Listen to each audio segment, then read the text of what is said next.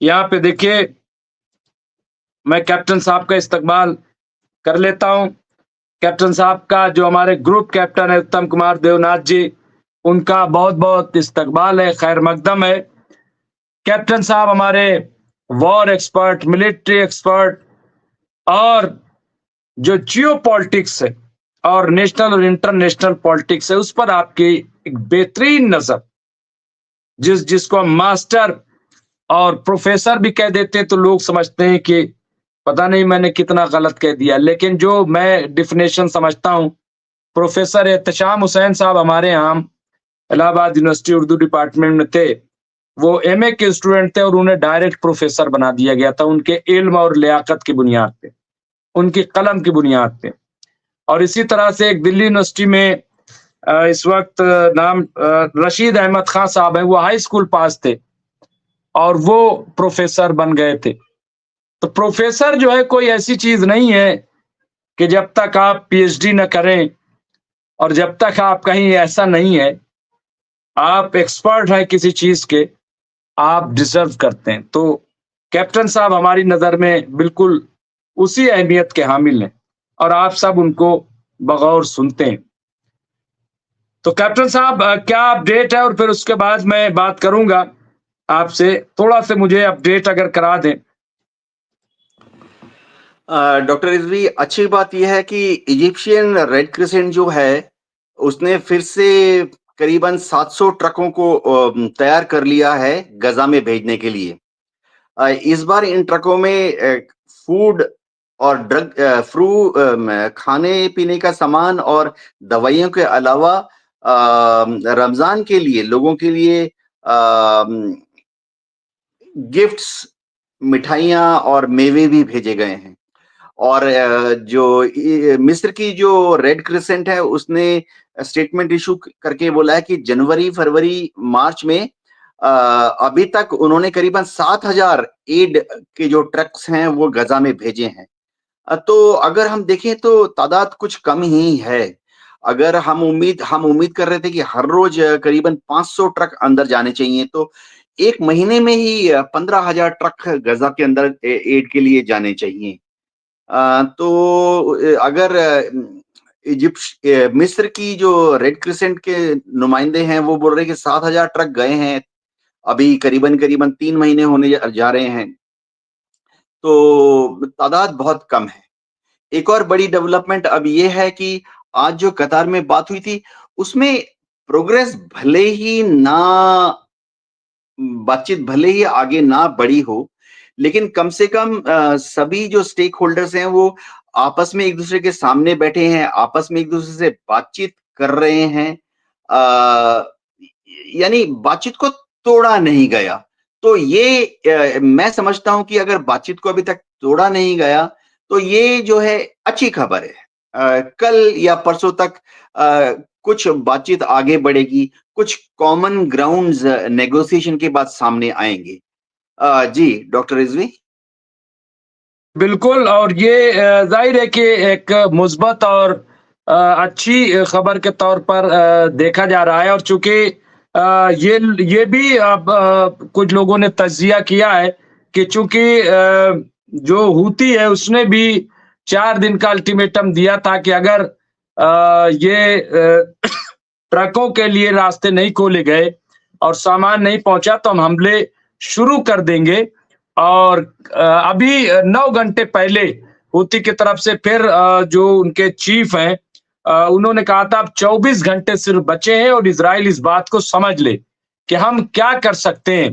तो बहरहाल एक प्रेशर मैं समझता हूँ ये और दूसरा चूँकि बातचीत भी एक पॉजिटिव वे में शुरू हुई है कि उसका भी कहीं न कहीं असर है और जो डोनाल्ड ट्रम्प का जिस तरह का इस वक़्त वो एक्शन है हम कह सकते हैं चाहे वो यूक्रेन के ताल्लुक से हो उसका भी कहीं न कहीं असर मेरे ख़्याल से कैप्टन साहब होगा नेतन्याहू पे कि कहीं ऐसा ना हो कि इनका मूड जो है वो घूम जाए और 2 मिनट लगेंगे और अगर अपना हाथ खींच लिया तो ज़ाहिर है कि बैसाखी वाला आदमी कितनी देर खड़ा रह सकता है, अगर बैसाखी छीन ली जाए तो। बहुत देर तक वो नहीं चल सकता है। ये एक बहुत बड़ी सच्चाई है और बैसाखी पे नेतन्याहू है, इससे कोई इनकार कर ही नहीं सकता। कोई इनकार नहीं कर सकता।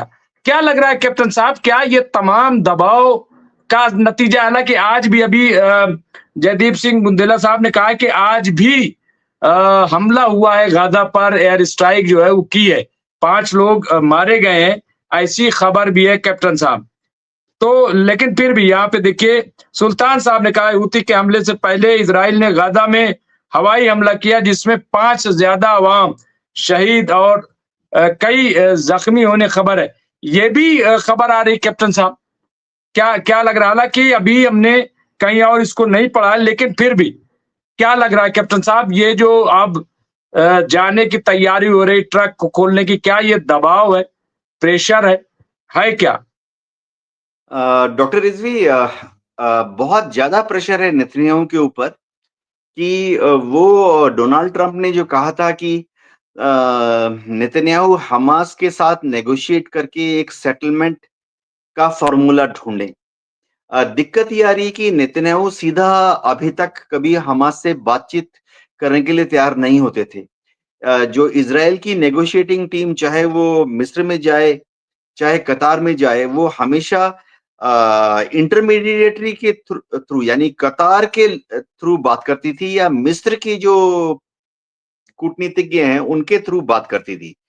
लेकिन डोनाल्ड ट्रंप ने हमास के साथ सीधा बातचीत करके एक नया अंदाज दे दिया है, और डोनाल्ड ट्रंप अब नेतन्याहू से यह कह रहे हैं कि नेतन्याहू भी हमास के साथ सीधा बात करें।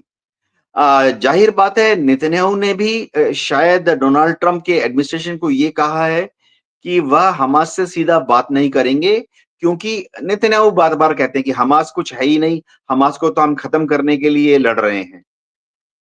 इससे आज तो नेतन्याहू की जो एडमिनिस्ट्रेशन है वो डोनाल्ड ट्रंप के एडमिनिस्ट्रेशन के साथ थोड़े से टकराव के मूड में आ गई है। एंगल ऐसे हो गया कि अमेरिका सीधा हमास के साथ बात कर रहा है और नेतन्याहू सीधा हमास के साथ बात करने के लिए राजी नहीं हो रहे हैं। लेकिन देर सबेर नेतन्याहू को ये समझना पड़ेगा कि ये जो हर रोज 100, 200, 300, 400, 500 ट्रक्स को गजा में भेजना है, ये तो उनको राजी होना ही पड़ेगा। अगर हम पिछले साल के रमजान का वाकया याद करें, काफी दबाव आया था इज़राइल के ऊपर, खासतौर से दुनिया भर में बहुत मुस्लिम देश हैं, अरब देश हैं, और इज़राइल के अंदर भी करीबन 21-22 लाख अरब रहते हैं, जो कि इज़राइल के सिटीज़न हैं। सब चाहते हैं कि रमज़ान के महीने में कम से कम जो ट्रक खुशियों का सामान लेकर गज़ा में जाना चाहते हैं, औरतों के लिए, बूढ़ों के लिए कपड़े हैं, बच्चों के लिए टॉयज़ हैं, मिठाइयाँ हैं, मेवे हैं, इत्र है, फूल हैं। ऐसी चीज़ों को तो कम से कम अंदर जाने का परमिशन देना चाहिए। क्योंकि जब ईद मनाई जाएगी इस महीने के 30 या 31 तारीख को, उस वक़्त पूरे दुनिया के कोई भी आदमी, चाहे वो मुस्लिम हो या नॉन मुस्लिम हो, अगर गज़ा के अवाम परेशान हैं, अगर वेस्ट बैंक के अवाम परेशान हैं, तो दुनिया में कोई भी सोच समझने वाला आम इंसान भी, गैर मुस्लिम भी बहुत ही दुख मन से ईद के त्योहार को मनाएगा। जी।